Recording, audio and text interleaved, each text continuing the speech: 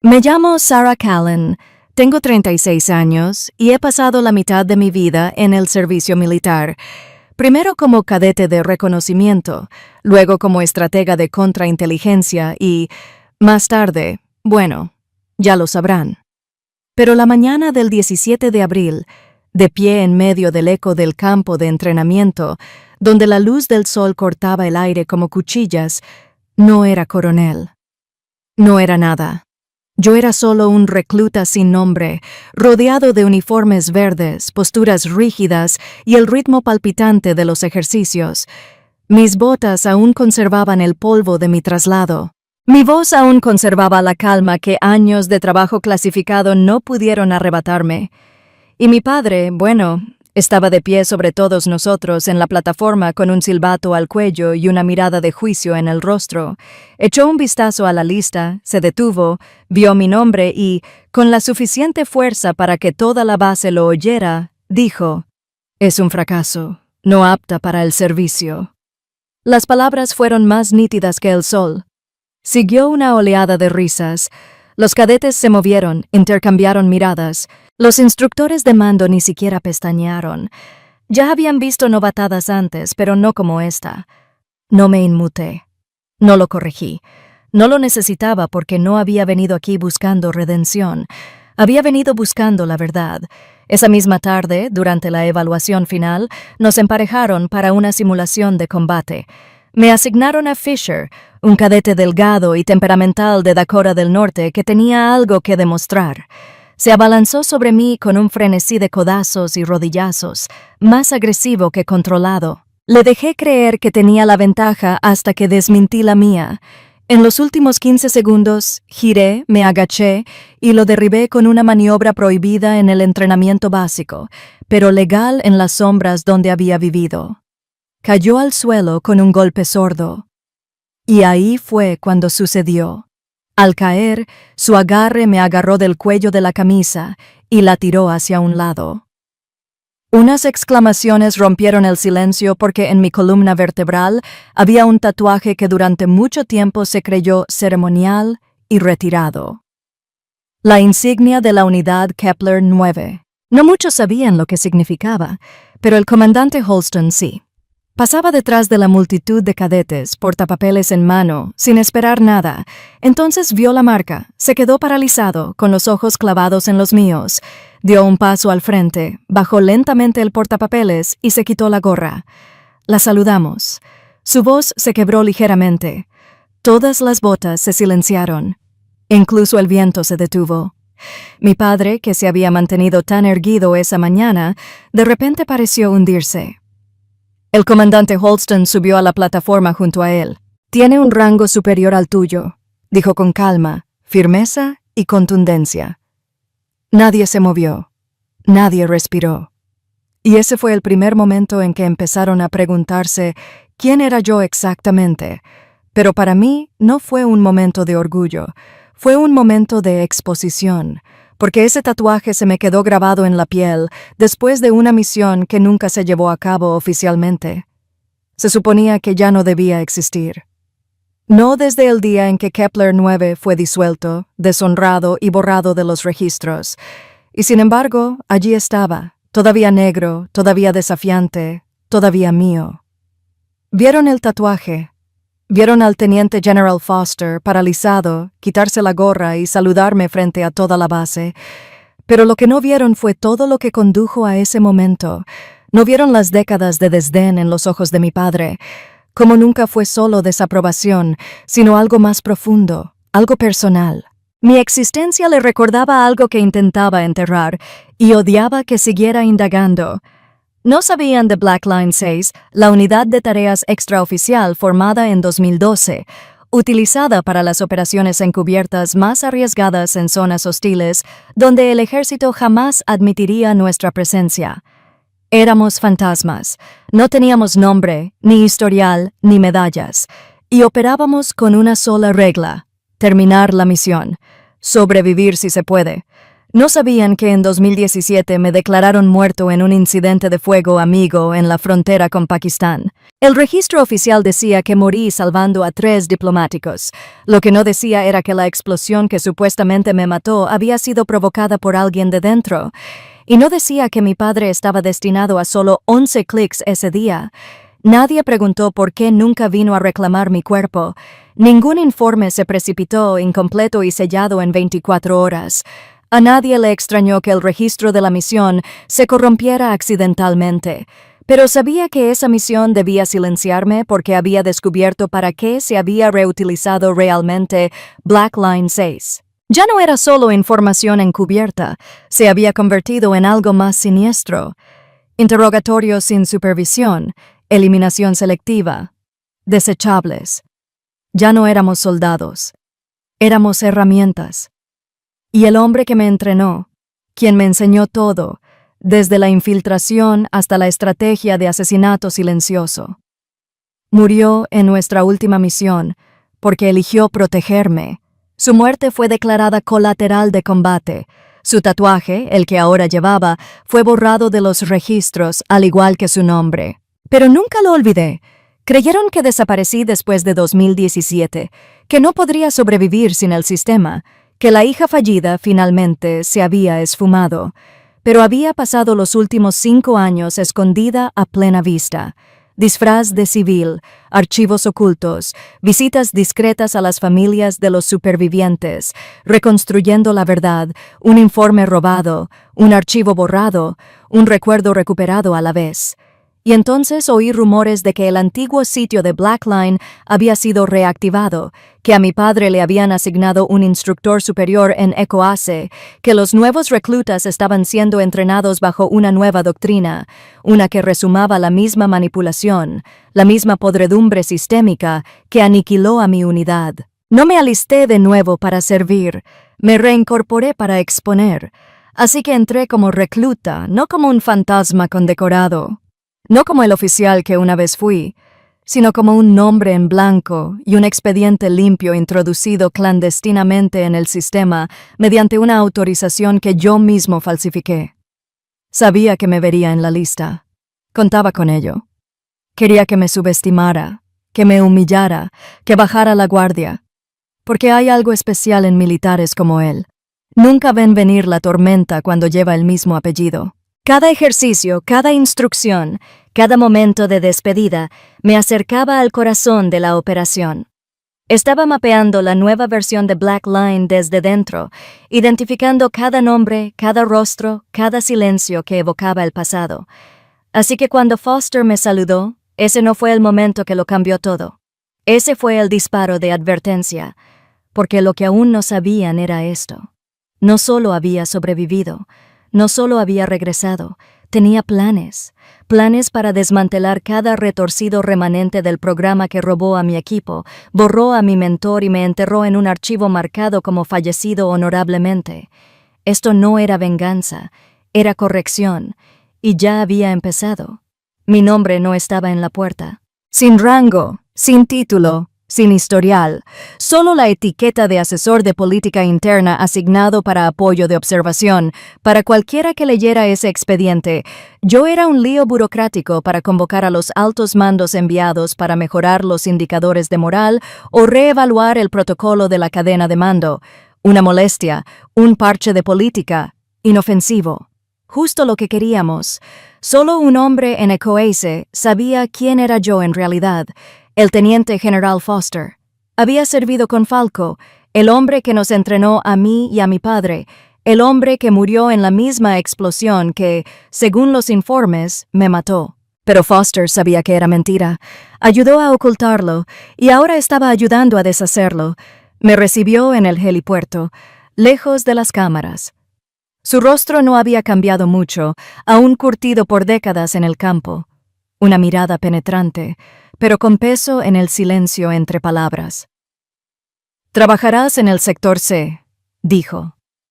«No hay autorización por encima del nivel 3. Observarás los ejercicios, el comportamiento, la disciplina, nada más. Mantén la cabeza gacha».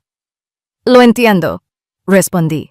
Nadie puede saber que estás aquí con una identidad falsa. Nadie puede saber quién te entrenó. Todavía no. Asentí con la cabeza. Que piensen que solo soy un fantasma de la política. Casi sonrió. Ya lo hacen. Las habitaciones que me dieron estaban en el ala más antigua, con poca luz, paredes de láminas rígidas que susurraban viejos rumores. Me convenía. No necesitaba comodidad, necesitaba sombras. En mi primer día, pasé junto a 10 oficiales sin siquiera mirarme 2 veces. Para ellos, yo era solo otro burócrata enviado a marcar casillas. Sin saludos, sin preguntas, solo asentimientos desdeñosos y saludos a medias. Perfecto. Observé sus rutinas, memoricé nombres. Aprendí quién jugaba a la política, quién a los soldados y quién a las dos cosas. Y poco a poco, empecé a encontrar las grietas. Habían recuperado fragmentos de la línea negra, pero de forma diferente, más inteligente, ocultos tras módulos de entrenamiento etiquetados como ejercicios de aislamiento de nivel 4, opcionales y basados en voluntarios. Pero conocía ese lenguaje. Era como disfrazaban los ejercicios de acondicionamiento, la presión psicológica, la desinformación, la tolerancia, la lealtad, la reconfiguración, y lo dirigía alguien llamado Coronel Dresser. El nombre no me sonaba, pero los métodos, sí. Solicité acceso a las grabaciones de entrenamiento bajo el protocolo de revisión de políticas. Me denegaron la solicitud 2 veces. La tercera vez, Foster me entregó una unidad en el mesal y la deslizó por la mesa como si no fueran más que sobres de azúcar. Sin rastro, murmuró. Tienes 1 hora. Esa noche, cerré la puerta con llave y la enchufé. La grabación era granulada, claramente extraída a través de un relé interno, pero lo que vi me hirvió la sangre. Reclutas con los ojos vendados y confinados en cajas, aislamiento forzado, simulación de traición por parte de la estructura de mando. Uno de ellos rompió a llorar y suplicó que lo reasignaran. El instructor fuera de pantalla respondió con frialdad. Si no estás listo para que te olviden, no estás listo para que te utilicen. Falco solía decir, entrenamos guerreros, no máquinas. Esto era algo diferente.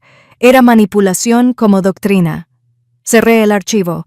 No lloré, no grité, pero sí recordé. Recordé la primera vez que me senté en una silla de acero y me dijeron que olvidara mi nombre. Recordé a Falco golpeando el escritorio con el puño y negándose a permitirlo. Recordé la diferencia entre el entrenamiento para el servicio y el entrenamiento para la eliminación. Alguien había difuminado esa línea y yo iba a desenmascararlo. A la mañana siguiente, presenté una sugerencia de política benigna para revisar los tiempos de transferencia de peso entre unidades para los reclutas de larga duración. Era una tapadera, una forma de contactar discretamente a esos reclutas y conocer sus verdaderas historias. En cuestión de horas, recibí un mensaje anónimo bajo la puerta. La política no los salvará, ni a ti tampoco. Sabían que los observaba. Bien, porque apenas estaba empezando. Volví a ver a mi padre por primera vez en 12 años. Ni se inmutó, ni se detuvo, ni siquiera me miró a los ojos. Solo una mirada rápida, de esas que le dedicarías a una impresora averiada, seguida de una frase impregnada de una indiferencia despiadada.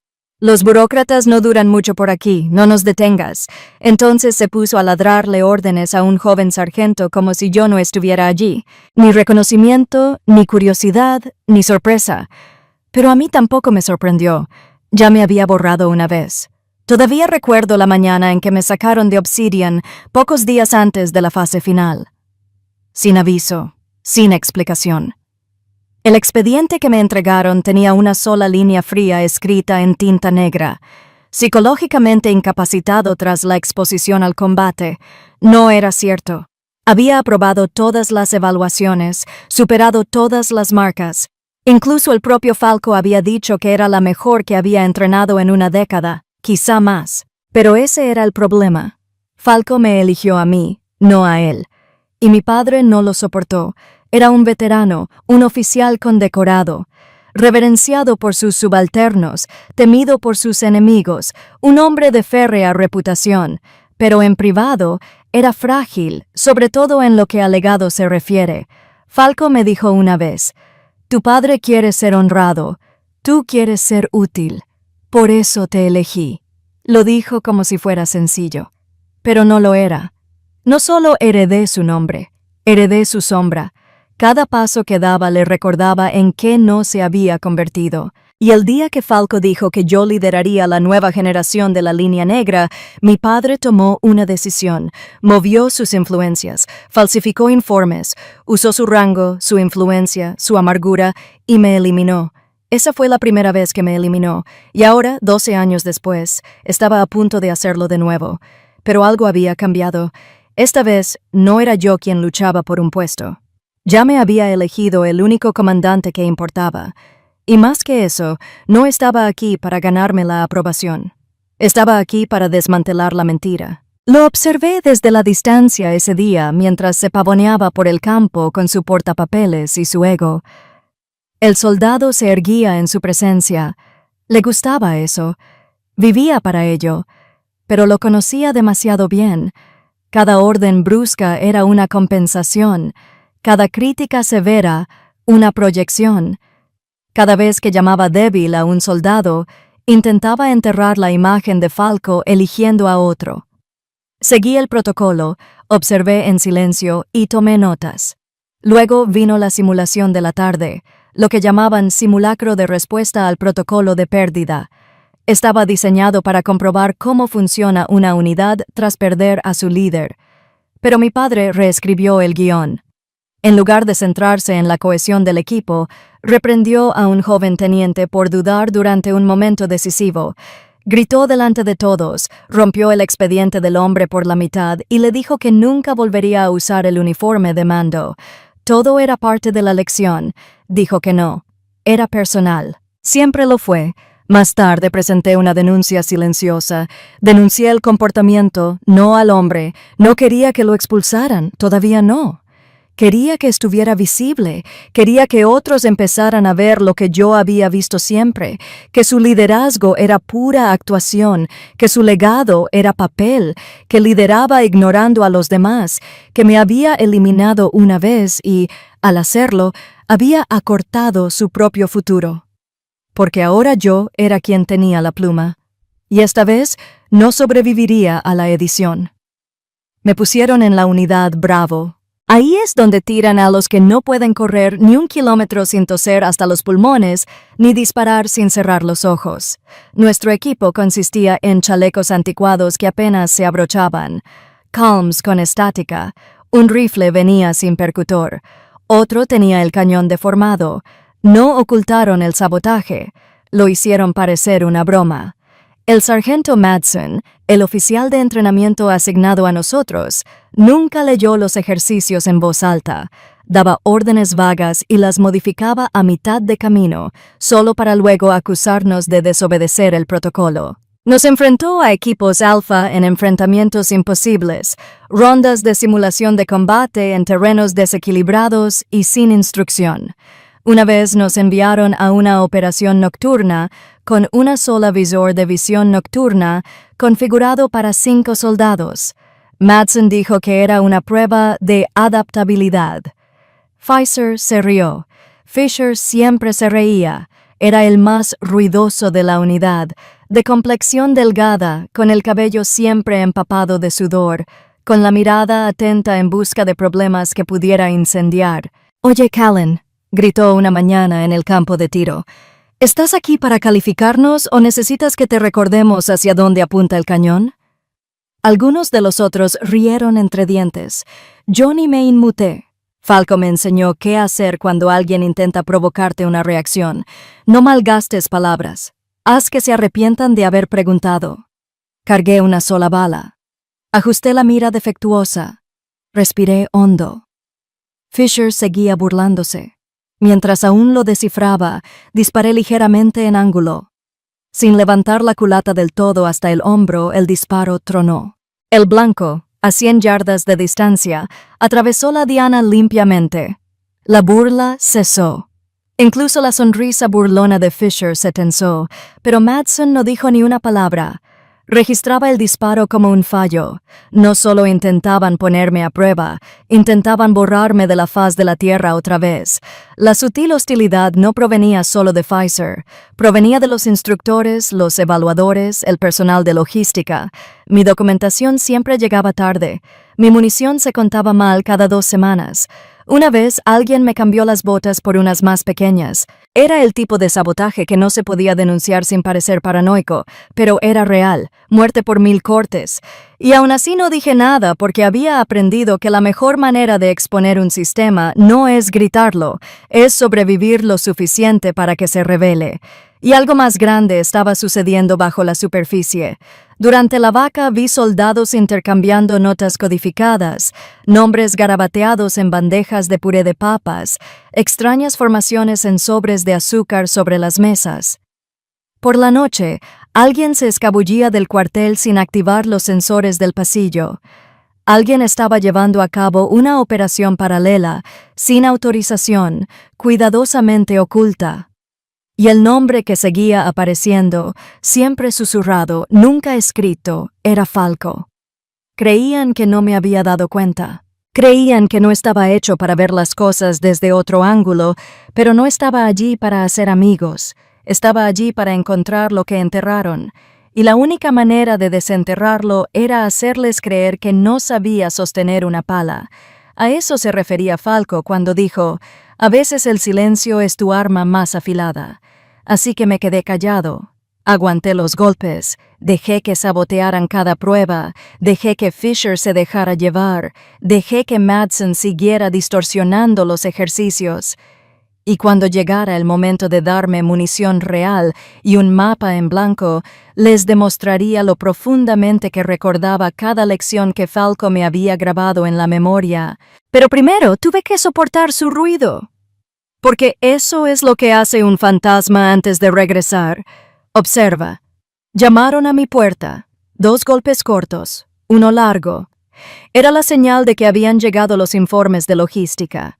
Abrí y encontré a un auxiliar con una carpeta marcada como Asignación de candidato interno con autorización de nivel 5. Entrega equivocada, murmuró. Era para transferencia interna, pero tenía tu nombre en la lista, así que pensé que se había desvanecido.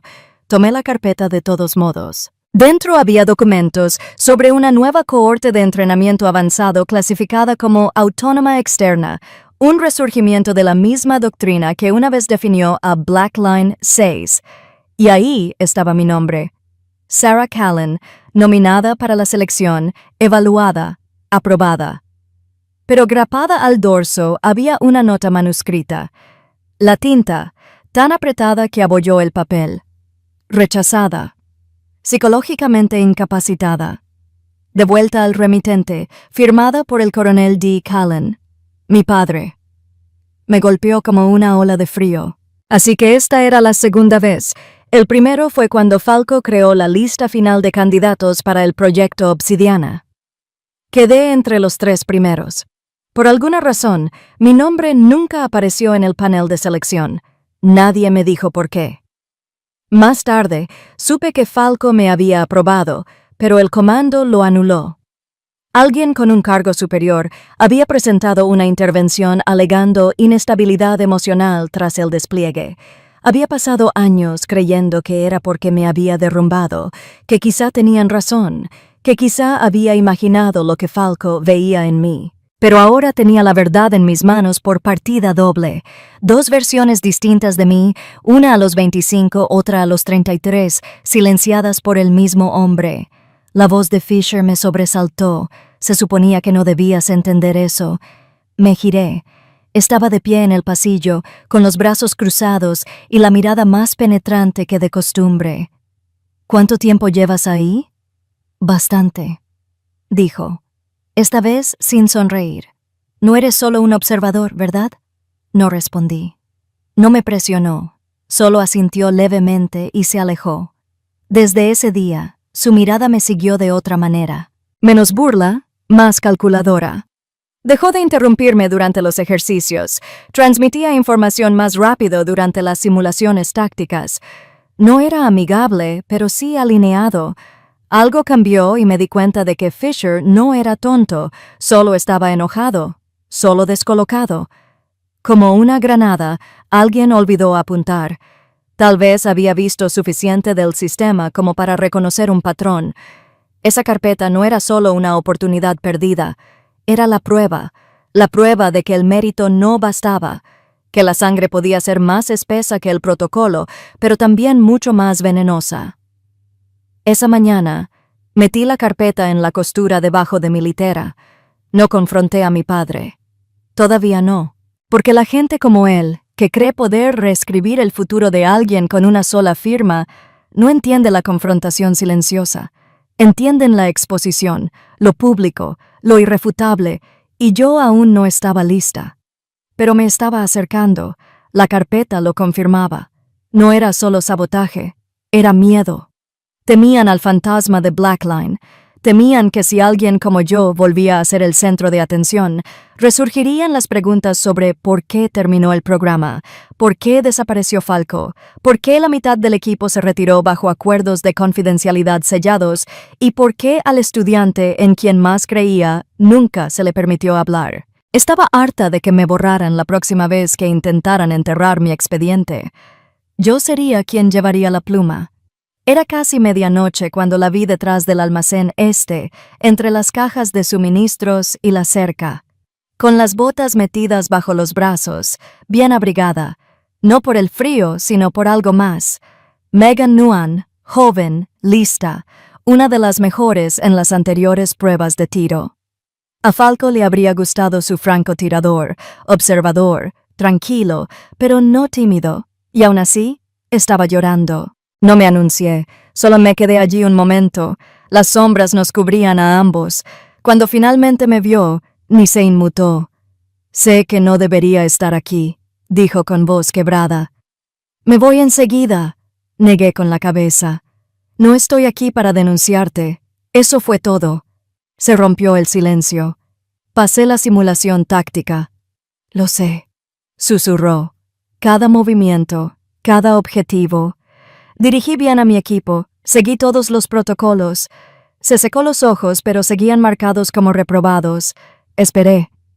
Metió la mano en su abrigo y sacó un papel doblado. Estaba húmeda, pero era legible su copia de la tarjeta de puntuación del escenario, una marca en tinta roja en la parte superior. Reprobar. Incumplimiento de liderazgo. Dijeron que di una orden que comprometía la seguridad del equipo. Pero no lo hice. Seguí sus reglas al pie de la letra. Le pregunté, ¿lo cuestionaste? Bajó la mirada. Hice más que eso, y luego una confesión sin ensayar, sin defensa, simplemente cruda. Presenté un informe contra el sargento Levan. Durante las operaciones nocturnas de la semana pasada, lo vi alterando los resultados de uno de los chicos, Jason Pike. Cambió los registros de comunicación y borró los códigos de error. Lo registré oficialmente con revisión interna. Le temblaban las manos. Lo siguiente que supe fue que me sacaron de la lista. 2 días después, dicen que reprobé. Fue entonces cuando lo comprendí. No se trataba solo de una puntuación o un rencor. Era una represalia disfrazada de procedimiento. Abrí mi cuaderno. El mismo que Foster me dijo que guardara bajo llave, separado de los sistemas digitales. El papel no se esfumaba como los archivos. No se corrompía ni se desviaba. Ella me observaba escribir. «¿Por qué me ayudas?», preguntó, sin amargura, sino desconcertada. No le respondí directamente. En cambio, escribí su nombre, la fecha, la unidad de entrenamiento, la acusación y, debajo, mi propia firma. Levanté la vista. Si alguien pregunta si esta conversación no ocurrió, pero si vienen a por ti de nuevo, entrégales esta página. Megan me miró fijamente un buen rato y asintió. Cuando se fue, me apoyé en el frío metal de la caja. Una furia silenciosa me hervía en lo más profundo de la columna. Foster me había dicho una vez, años atrás, después de una audiencia fallida, «No necesitas 100 testimonios, Solo necesitas una verdad contada por la voz adecuada. La voz de Megan era baja, pero resonaría porque me aseguraría de ello. Al día siguiente, regresó a clase. Nadie habló del examen, pero vi el cambio. Su postura enderezó su silencio, más firme, más meditado. Pike, el chico que se beneficiaba de la manipulación de Levin, la observaba con nerviosismo. Ahora Levin la evitaba por completo. Algo se movía bajo la superficie. Y así, una grieta se formó en la fachada. No necesitaba asaltar las puertas, solo encender una cerilla en los cimientos, y Megan, sin saberlo, me acababa de entregar la llama. Ocurrió un jueves a última hora de la tarde. Cielo nublado y viento fuerte. El tipo de día en el que los secretos no quieren quedarse enterrados. Estaba sentado al fondo del taller de mantenimiento de armas, repasando la misma lista de verificación que había hecho cientos de veces. Muelles de retroceso, grupos de gatillo, daños en la culata. Fue entonces cuando Fisher se acercó. Sin arrogancia, sin sonrisa burlona, solo una hoja impresa doblada 2 veces, con un pliegue que indicaba que la había estado sosteniendo durante horas, tal vez más. Al principio no habló, simplemente se quedó allí parado. Levanté la vista, esperando otro medio golpe, otro desafío, otra burla del papeleo que todos creían que era, pero su rostro era diferente. Me entregó la página. No debía ver esto, dijo. La desdoblé lentamente, como si mis manos ya supieran lo que era antes de que mis ojos lo confirmaran. Era un registro interno de operaciones, una copia de seguridad de una bóveda clasificada. Nada del otro mundo, solo tinta negra sobre papel membretado del departamento, mal alineado, de una cola de impresión de bajo presupuesto. Pero lo que decía, lo decía todo. Asunto: Ken Sara, Unidad, Eco Fantasma. Operación Línea Negra 6. Estado presunto Kea. Fecha: 3 de octubre de 2017. Había más. Líneas de texto tachado. Coordenadas. Una nota de un oficial del mando conjunto recomendando un memorial a puerta cerrada, sin registro público. Había visto esto una vez hace años, solo una vez. Y luego lo vi desvanecerse. Fisher había encontrado el fantasma de un archivo destinado a desaparecer. Doblé la hoja y la guardé en mi chaqueta. «Podrías ser despedido por acceder a eso», dije en voz baja. Se encogió de hombros. «¿Sabes cuántas noches pasé preguntándome por qué caminabas como si hubieras estado en llamas, pero te estremecías cuando la gente gritaba tu nombre? ¿O por qué Foster nunca te corrigió por mucho que te exigieras?» Hizo una pausa. «Pensé que fingías, que actuabas como si estuvieras por encima de nosotros». Suavizó la voz. «Pero no fingías. Has estado en un lugar que ni siquiera podemos imaginar».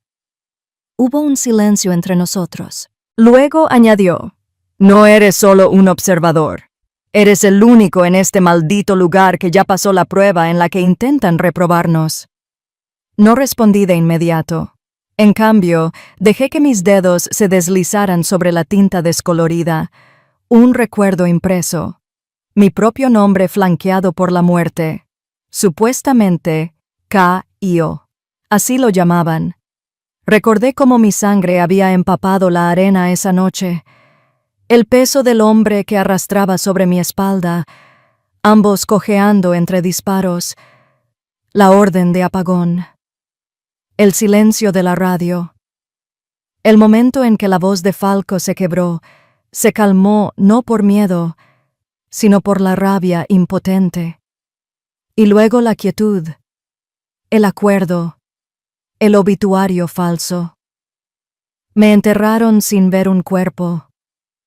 Todo para proteger el programa, para ocultar la verdad tras Black Line 6. Miré a Pfizer. Su expresión era firme ahora, no de asombro, sino de comprensión. No acababa de descubrir que alguna vez formé parte de algo clasificado. Había visto todo mi pasado, quién había sido, lo que había soportado y lo que se había hecho para borrarlo. «¿No vas a denunciar esto?», dije. Negó con la cabeza. «Debería», respondió. «Pero si lo hago, Alguien más lo hará desaparecer de verdad esta vez. Luego, más silencioso. Has sobrevivido demasiado para desaparecer de nuevo. Se giró para irse, pero se detuvo a los pocos pasos. No creo que hayas venido solo a observarnos, dijo. Estás aquí para terminar algo. Lo miré a los ojos. Estoy aquí, dije, porque alguien se pasó de la raya hace años.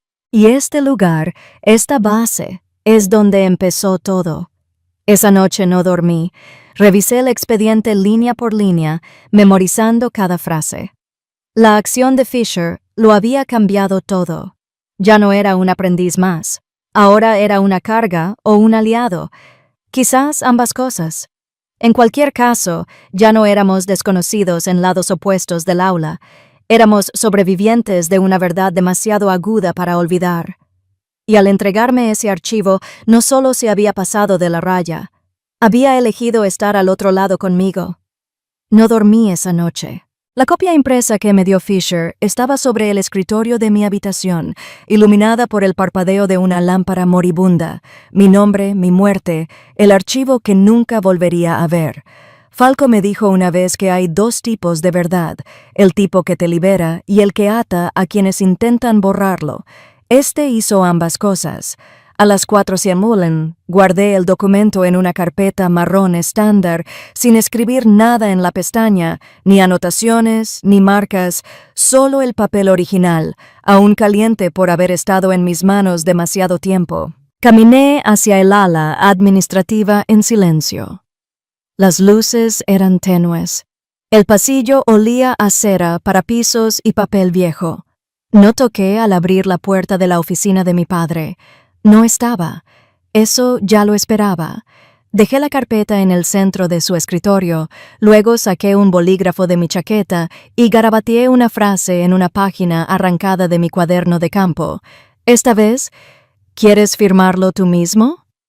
Coloqué la nota encima de la carpeta, inclinada para que fuera lo primero que viera, y me fui. Sin confrontación, sin advertencia, solo la verdad regresaba al hombre que intentó ocultarla. A la mañana siguiente, me presenté para el ensayo de observación habitual sobre maniobras en terreno. Nada había cambiado en la superficie, las mismas miradas frías, las mismas instrucciones cortantes. Pero cuando mi padre entró en la tienda de mando, no me miró. Me miró a través de mí como si fuera un espejo al que no quería enfrentarse. Había algo temblando bajo su piel, no miedo ni arrepentimiento, algo más profundo, más antiguo, el peso de un hombre que había sido sorprendido mirando a los ojos del pasado y dándose cuenta de que éste nunca dejaba de mirar. Esa noche regresé a mis aposentos y no encontré nada inusual, ninguna respuesta, ningún mensaje. Pasaron 2 días sin saber nada. Foster me llamó. No se sentó, no sonrió. Dijo que lo había leído. Asentí. No lo negó. Foster continuó. Pero tampoco ha admitido nada. Está dando largas. Me quedé mirando la pared detrás de él, la foto enmarcada del equipo original de Obsidian. Falco estaba en el centro, mi padre 2 pasos detrás de él, y yo ausente, siempre ausente. No estoy aquí para obligarlo a confesar, dije. Estoy aquí para ver si finalmente termina la mentira que empezó. Foster se cruzó de brazos. Sabes que no lo hará. Quizás no, respondí, pero ahora tiene que despertarse cada día y elegir el silencio.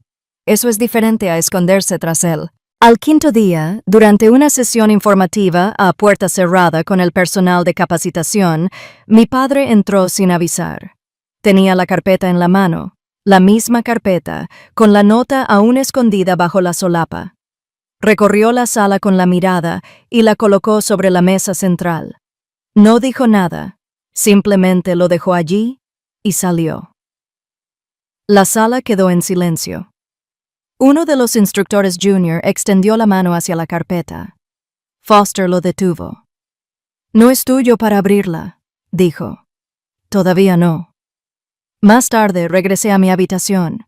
Abrí mi casillero donde guardaba una segunda copia del mismo archivo, el original de Fisher. Ya no lo necesitaba, él ya lo tenía, Y en el silencio que siguió a su silenciosa entrega, la carga cambió. Podía destruirla, podía negarla, pero ya no podía fingir que no existía. Le había devuelto la historia a su autor. Ya no me incumbía si decidía terminarla con la verdad o quemarla de nuevo. Había depositado el peso en sus manos. Que lo terminara él mismo.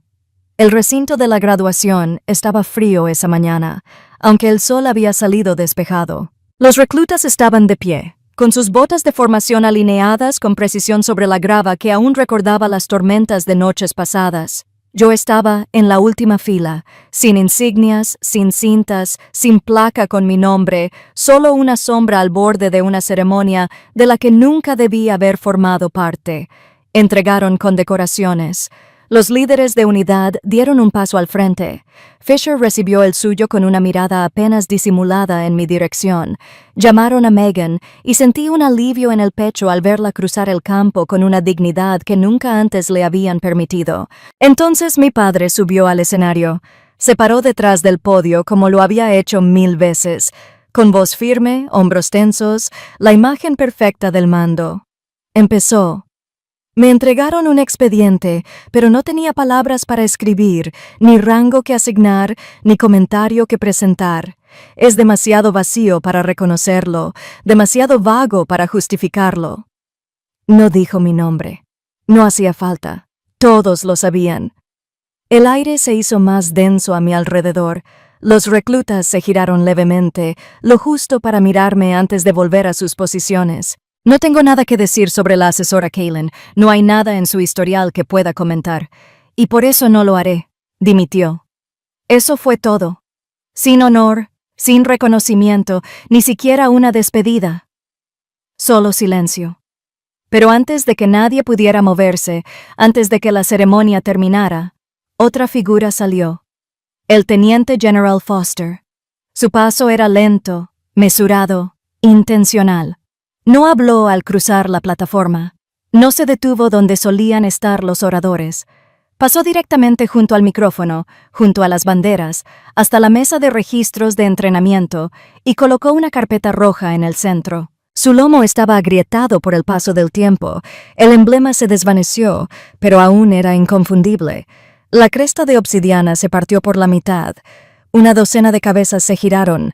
Instructores, oficiales, reclutas, mi padre. Foster no me miró a nadie más que a mí. Luego, en voz baja pero firme, dijo: «Hubo una vez una unidad que no existía oficialmente. Sus miembros no tenían fecha de nacimiento, ni esquelas, ni tumbas, solo resultados. Se llamaba Eco Fantasma. Su última misión era la Línea Negra 6. Apoyó la mano sobre el expediente rojo.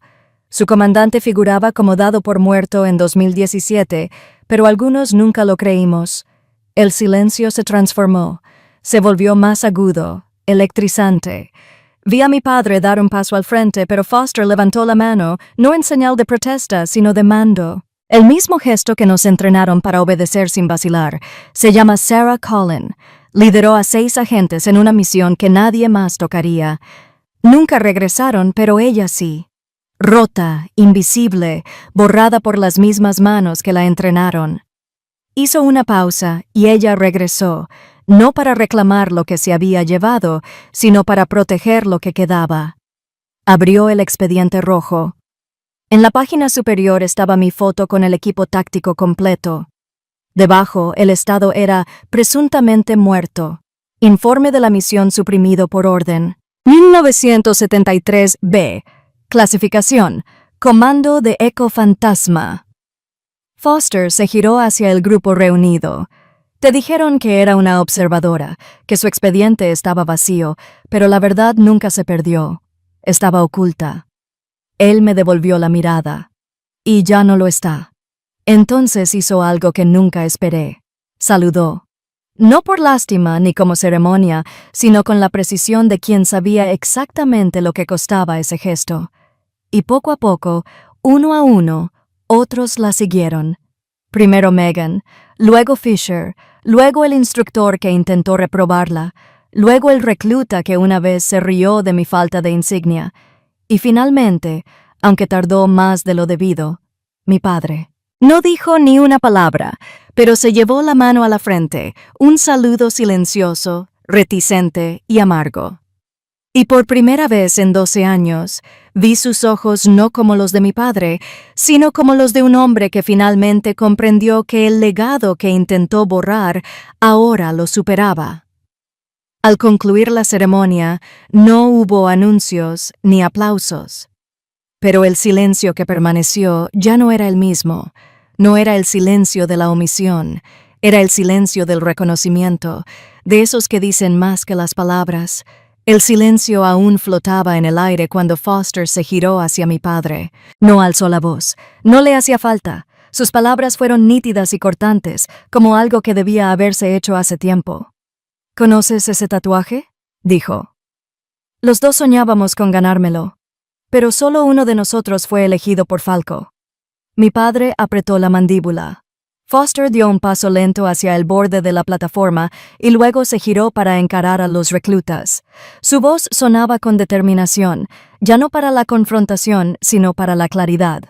Ella sobrevivió a la línea negra 6, dijo, la última agente viva, la última comandante de Eco Fantasma y la única persona con la autoridad para cancelar todo este programa de entrenamiento. Hubo un latido, una larga respiración entre las filas, y entonces Foster se volvió hacia mí. Sarah Callan, dijo tan alto que todos los oficiales, reclutas y fantasmas en ese campo lo oyeron.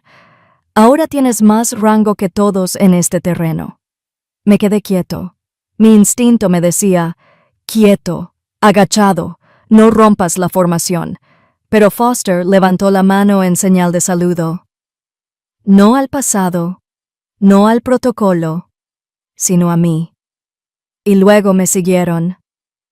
Uno a uno, los oficiales se pusieron de pie. Los instructores, los aprendices, incluso los que antes me ignoraban, se burlaban de mí, saboteaban mis pruebas. Se levantaron, con la mano derecha alzada, el uniforme rígido por el polvo y el sudor, pero con una postura firme porque esto ya no era una ceremonia, era la verdad. Miré a Megan. Su rostro estaba sereno y firme, mirando a Pfizer, cuya mirada no reflejaba el sarcasmo de antes, solo fuego, respeto y algo más de convicción. Incluso los comandantes asistentes que habían intentado bloquear la puntuación de Megan saludaron, todos menos uno. Mi padre seguía de pie cerca del borde de la plataforma, paralizado. Foster se giró hacia él. «Ella te supera en rango», repitió. «Esto no es cuestión de orgullo, Callan.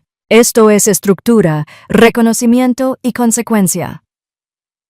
Mi padre no respondió, no se movió. Sus manos se apretaron, pero no en puños, sino en algo más pequeño, más fuerte, como si se aferrara a una vieja creencia que finalmente se había quebrado. Di un paso adelante, solo uno. Por primera vez, lo miré directamente y le dije con claridad: «Me enseñaste la importancia de la jerarquía, de respetar la cadena de mando, así que ahora, como tu superior, retírate». No me miró a los ojos, no habló. Bajó la mirada al suelo. Bajó la mirada y eso, de alguna manera, decía más que cualquier argumento. No había ira en su silencio. Fue la ausencia de resistencia, la hueca admisión de la derrota, porque aunque no pudiera aceptar en quién me había convertido, ya no podía negarlo. El campo permaneció en silencio. Nadie se movió hasta que Foster se dirigió a la mesa central, hacia el archivo que lo había expuesto todo, y con ambas manos cerró la carpeta roja. Luego, con suavidad, se volvió hacia mí y dijo: «Haz lo que viniste a hacer». Caminé hacia el podio. Mis botas resonaron contra el hormigón. No eran pesadas, sino reales. Me quedé donde él había estado, donde todos habían hablado antes que yo. Y por primera vez, hablé no como una sombra, ni como un asesor olvidado, sino como el último portador del legado de Falco. Este programa, dije, estaba destinado a formar líderes, no a aplastarlos. Fue diseñado para desafiar, no para destruir. Y quienes lo convirtieron en un campo de batalla de favoritismo, sabotaje y miedo, ya no definirán su nombre. Miro a los reclutas, a los que se entrenaron con equipo defectuoso, exámenes falsos, expectativas reconfiguradas y aún así se mantuvieron firmes. Mereces algo mejor de lo que te dieron. Luego me dirigí a los oficiales superiores. El programa Obsidian, tal como está, queda disuelto por la presente bajo la autoridad directa del comando Blackline. Con efecto inmediato, se escucharon jadeos. Pero nadie me detuvo. No pudieron. Foster asintió una vez. Este terreno será despejado, continué. Lo que venga después no se construirá sobre el silencio, sino sobre el mérito. Renuncié. Sin aplausos, sin música, solo el viento que se movía por el campo abierto como un susurro que se llevaba algo viejo. Al pasar junto a mi padre, no me extendió la mano ni me habló, pero justo antes de que lo pasara por completo, lo oí exhalar algo tan bajo que apenas se oía. Debería haberlo visto. No me volví, no por despecho, sino porque finalmente no necesitaba su reconocimiento para ponerme de pie. A la mañana siguiente, el viento cambió. No solo el clima, sino algo en el aire. En el ritmo de las botas contra la grava, en los susurros de los reclutas. Más suave, más largo, saludado, más limpio. El campo de entrenamiento ya no era ruidoso. Estaban alerta. El nombre de Megan fue el primero en resonar en el pasillo. Su puntuación había sido restaurada. Discreta pero oficialmente, la Junta de Revisión revirtió el fallo técnico que una vez la atormentó. No sonrió cuando se lo dijeron, simplemente asintió, como si su espíritu ya supiera la verdad mucho antes de que se atrevieran a admitirla. Pasó junto a mí en el comedor, se detuvo, y entonces hizo algo que no me esperaba. Extendió la mano y me tocó el dorso brevemente. «Gracias», dijo, no por salvarla, sino por demostrar que no estaba loca. Fisher fue el siguiente. No se despidió. No hizo las maletas con bombos y platillos, pero cuando pasé por el cuartel esa tarde, su catre estaba vaciado, su taquilla estaba vacía. Corrió la voz de que lo habían reasignado. Operaciones encubiertas de la división de élite en algún lugar remoto, pero permanente. Dejó una cosa en una nota doblada entre las tablas de su litera. La desdoblé más tarde. 7 palabras. De todas formas, nunca hacía falta demostrarlo. La guardé en la contraportada de mi cuaderno negro, el mismo donde había escrito el testimonio de Megan, donde había garabateado cosas que no me permitían decir en voz alta. Al atardecer, los nombres del tablón de anuncios habían sido reordenados, no alfabéticamente, sino por méritos. Se acabaron las etiquetas recomendadas por favoritismo. Se acabaron las redirecciones silenciosas de manos invisibles. Todo había cambiado excepto una oficina, la de mi padre. Había permanecido cerrada toda la mañana. Luces apagadas, persianas bajadas, ningún movimiento dentro. Pero justo antes de medianoche volví a pasar y la puerta estaba entreabierta. El escritorio estaba vacío, sin fotos, sin montones de archivos, sin firma a pluma. Solo un sobre manila dirigido a mí con letra precisa. Era la primera vez que usaba mi nombre sin título, solo Sara. Dentro había una sola fotografía en blanco y negro, bordes desgastados, grano descolorido, 2 jóvenes con uniforme de cadete, mi padre y Falco, de pie sobre una plataforma de hormigón. La mano de Falco se posó en el hombro de mi padre. Ninguno de los dos sonrió. Ambos parecían creer que vivirían para siempre. En el reverso, escritas con tinta apretada, había 10 palabras. Se equivocó de hombre entonces. Pero ya no. Me senté. No en su silla, sino en el borde del alféizar. Y miré la foto. No era nostalgia lo que la atormentaba. Era la historia finalmente regresando a casa. Había renunciado sin fanfarrias, sin discursos, sin disculpas. Pero esta era su manera de decir lo que nunca pudo decir con un saludo. Me había visto. Había aceptado la verdad, aunque le costara todo lo que creía representar. Fuera del cuartel, las luces se atenuaron una a una. Alguien en el patio de entrenamiento seguía haciendo ejercicios. Podía oír las botas rítmicas contra la tierra, firmes, precisas. Alguien seguía intentándolo, seguía creyendo, seguía entrenando correctamente. Me puse de pie y apagué la luz de la oficina. Dejé la foto donde la encontré y volví a la noche. Los susurros continuarían. Las disculpas llegarían lentamente, pero no importaba. Ya no necesitaba reconocimiento, solo la verdad y espacio para que otros finalmente dieran un paso al frente. No me llevé nada del campo de entrenamiento al irme. Ni insignias, ni parches, ni prendedores ceremoniales. Solo mi cuaderno y un rollo de papel cuidadosamente enrollado y sellado que me entregó el General Foster a primera hora de la mañana. Hablaba en voz baja. La operación Obsidiana final ha concluido oficialmente. La última agente ha cumplido con su encargo. No la abrí entonces. No me hizo falta porque ya sabía lo que significaba. Obsidiana ya no era un programa. Era un recuerdo. Una fractura que había dividido carreras, enterrado nombres y robado decisiones. Me lo había arrebatado casi todo, pero también había forjado algo que ningún rango podía aclarar. No iba a volver, ni al ejército, ni a las divisiones que una vez priorizaron los metales sobre la moral, ni a los mismos ciclos de control de acceso envueltos en protocolo. No, caminé en la dirección opuesta, pero no lejos. Nunca lejos, porque no había perdido la misión. Solo había cambiado su forma. En lugar de una base, encontré un almacén destartalado cerca de la costa. Abandonado, silencioso, anónimo. No se requerían credenciales para entrar. Nadie saludaba en la puerta. Dentro construí algo diferente. No era un centro de entrenamiento, no exactamente. Era un lugar para aquellos que habían pasado desapercibidos. Aquellos que habían sido ignorados, subestimados, ignorados porque sus nombres no estaban vinculados con el legado adecuado.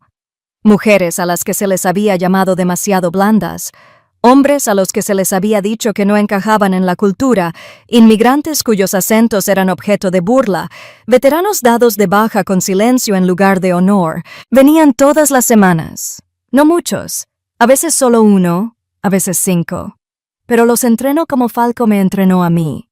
Sin órdenes, solo preguntas, sin ego, solo precisión. ¿Sabes disparar con los ojos cerrados? ¿Puedes dar en el centro sin oír los aplausos? ¿Correrás hacia el fuego cuando nadie te vea? La mayoría no lo entendió en las primeras sesiones. Eso estuvo bien. Al final, lo hicieron, y luego enseñaron a otros. Una noche, al terminar la jornada, vi que el pergamino que Foster me había dado seguía guardado en el fondo de mi mochila. Habían pasado semanas. Por fin lo desenrollé.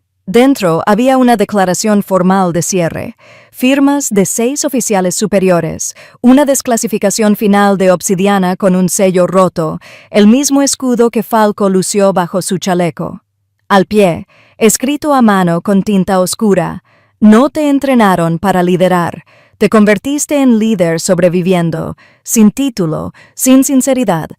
Pero reconocí la letra. Era la de Foster's.